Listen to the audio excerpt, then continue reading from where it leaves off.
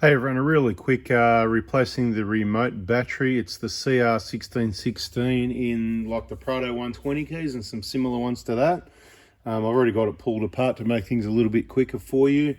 When you see the light, when you look at the little light, wherever that is, that little light there, you know, there's a little LED.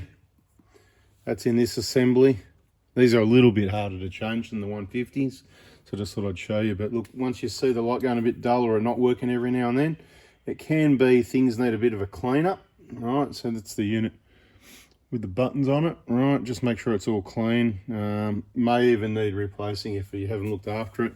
We use these, somebody got me a key cover once and it's sort of done really well, but really try not to drop your key and never force it or anything like that because you will break it. This one's been in a vehicle for over 430,000 Ks.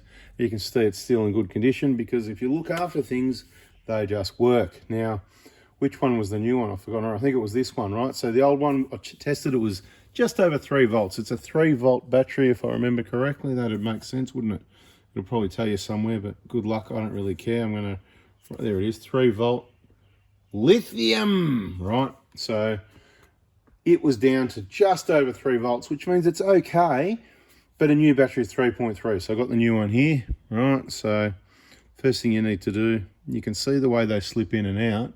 If I hold it in the right spot, I was going to try and do that. It just slips in like that, but you just got to make sure it's popped in at the bottom there as well, right? So to release it, all you would do, you get your flat blade like this and just push it back that way a little bit so it unhooks under that little clip there. And obviously slides out from under those lasts. So once we've got that back in, we've got this, there's a cover that goes over the top, right?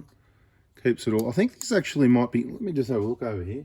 Oh, drop the O-ring. I was about to say, I think there's a seal in an O-ring or something like that, and they should be waterproof, and then it just fell out and I've dropped it. So there it is, right? There's a little O-ring. So let's just over here, you know what I'm doing. I'm just making sure that's sitting in position and that it's nice and clean. It's one of those things you could probably put some Molykote on here. It's sitting there.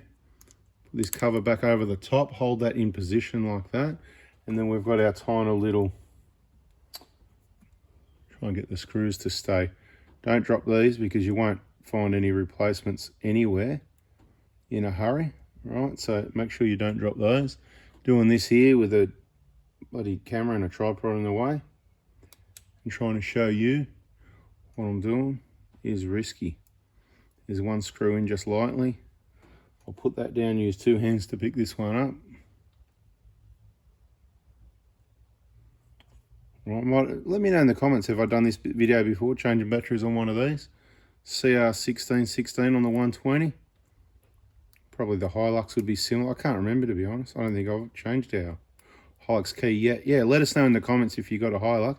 No need to over tighten them, long as they're, I just like to double check one side out. Yeah, as long as they're just like that. Nice. Beautiful. Okay. We're nearly home. That's our sealed unit. I reckon these buttons here, you're going to see the light much brighter now. I could have showed you before, but see how bright that is?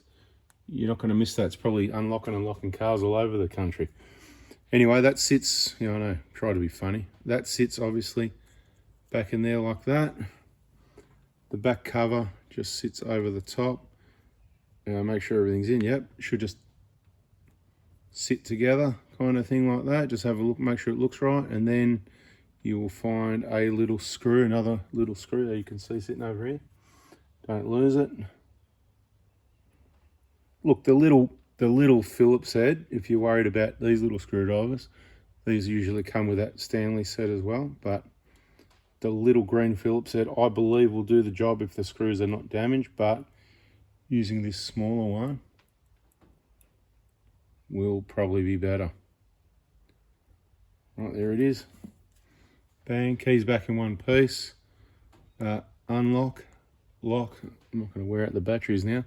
And of course, one of these covers, I think it's an eBay special. It's very old. I'd say this must be getting close to 10 years old. You can see the Toyota badge worn off the back. It's definitely not made by Toyota. It's definitely aftermarket. Anyway, it's a bit of a tight fit, but you just slip that over there. Of course, it gives it that rubber buffer if you were to drop the keys. Another tip on keys while we're at it for the people that hung around and watched the video.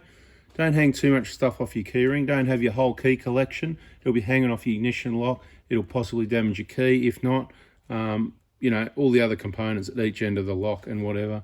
Maybe wear and tear on the key, bending the key. But guess what? There's a key and there's a button and it's simple. Old school, enough technology without too much. Bada bing, bada boom. I'm out of here. Thanks for watching. 5-minute video. Catch you on the next one. See ya.